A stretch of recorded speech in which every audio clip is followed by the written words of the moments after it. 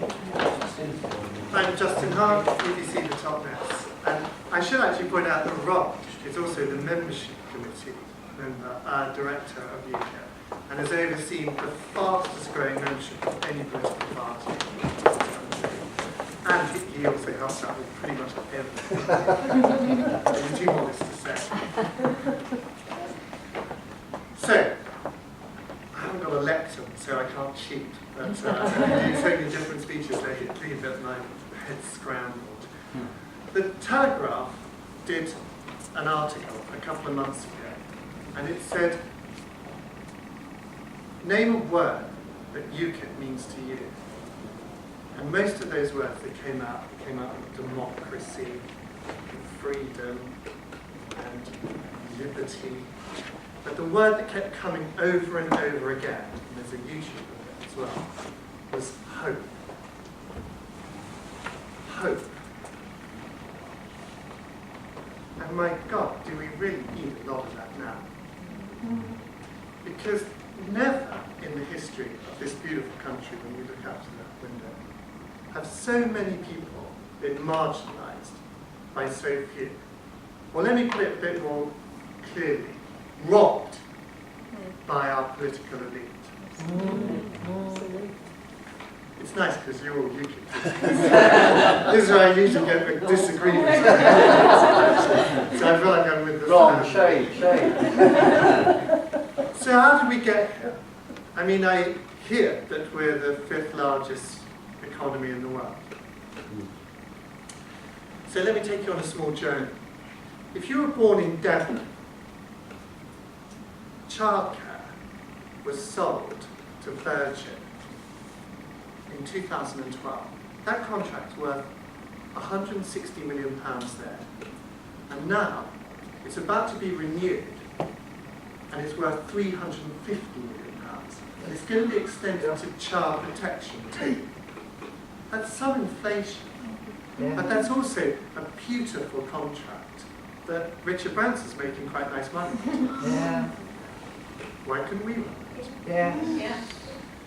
If you're ill in Devon, they say in South Hams that the chairman of the Health Select Committee proudly says that 6% of the budget is spent within the NHS. It's not. The CCG CEO emailed me. 48% is spent outside of the NHS. Yes. And you start your life with the NHS when you're born, and you finish your life, sadly, with the NHS and social services looking after you. And 48% of that has been sold in the last 5 years. That is the government that you're dealing with. They're selling it from under your feet. It makes me mad. Yeah. So then you have your child, hopefully it does its grades, goes to school, shows a bit of flair, and you want it to go to university. Well, just hold on. That's going to cost you £9,000 a year. Now, anyone over 30, we all went for free. You had to pay our living, but you went for free. Now, it costs you 45 grand just to graduate. And the government says, no problem, we'll lend you the money. After all, they're in debt. And when you're in debt, you want everybody else to be in debt. So we'll lend you the money. So before you've even earned a penny, you're in hot to the government, to the tune of 45 grand. And then there are the lucky ones, or maybe the unlucky ones, because they don't want to go to university, or maybe they don't want the debt, so they can't leave school now till 18. Like I left school at 16, went back to school to go to university. I won't tell you why I left school, but I'll dig it up, I'm sure. So the point is those people, they're called apprentices now. It's a neat trick. It basically takes 2 million people off the unemployment list. So they can say on Friday, look at our figures, aren't they brilliant? Ask any person, any apprentice, from Kingsbridge to Brixton to Totnes, what do you call an apprentice on £3.50 an hour? Cheap labour, they all say, in unison. And then you start working, and you pay your tax. And if you have a small business, you pay monster business rates. And if you're a farmer, a fisherman, an engineer, or if you're in the tourist business, the EU and our brilliant government will tax you, red tape you, regulate you, till you start wondering, why bother? Why bother with this thing called work? Don't get me on benefits. We won't go there today. And when you're busy at work, and there's no election, they sell the country. They sell the country, they sell the services, they give away your rights to rule your own country.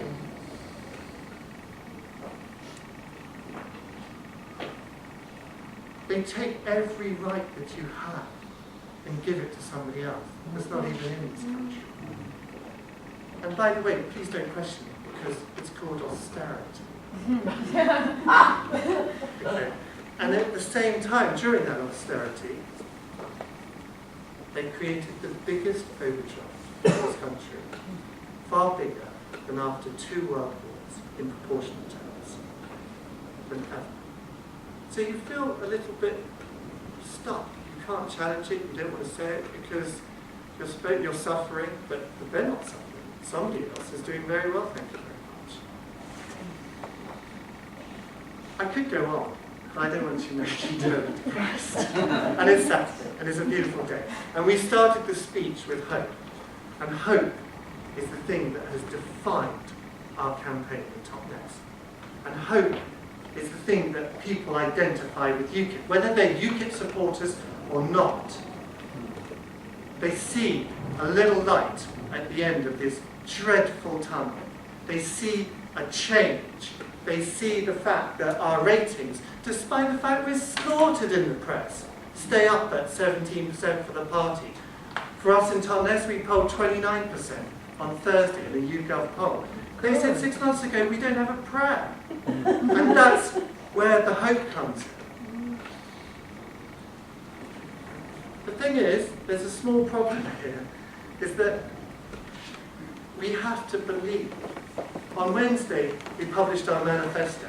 Costed, realistic, sensible policies, easy to understand. No promised billions, no promised train. Sorry, the trains I've just been in a big argument for. You know, the 125 train that we have on the Southwest Line from Plymouth to London, those are 1977 trains. Did you notice that Cameron said, we're going to have new trains in 2018, 2019. I don't want promises in 5 years' time. What have you done for the last 5 years? So what we have to do now, the members and some of the people that are not members, is that we have to believe that we're going to win. And it's all very well to have hope, but if you can't deliver on the hope, and that's our role. And when I see all the emails that come in, and all the people that you know, have our boards torn down, and graffiti, and get nasty things said to us, and all the, apparently I should have bowel cancer and die horribly. I've had that hundreds of times now. No, they walk along us. But then you suddenly realise there's a quiet, growing amount of people that are believing us. And it's our responsibility, ladies and gentlemen, it's our responsibility to turn that hope into a win. And I know Julian doesn't care about who wins the election. I care desperately about who wins. And if we win 10, 20 seats, if we win maybe 30 seats, if we actually do the unbelievable and win more than that, and it's possible every day that we go out, then we can change this country, and we can negotiate better, we can represent ordinary working people, retired people, young people. We can get angry, we can deliver, and we can restore the pride and start believing Britain. Thank you for this.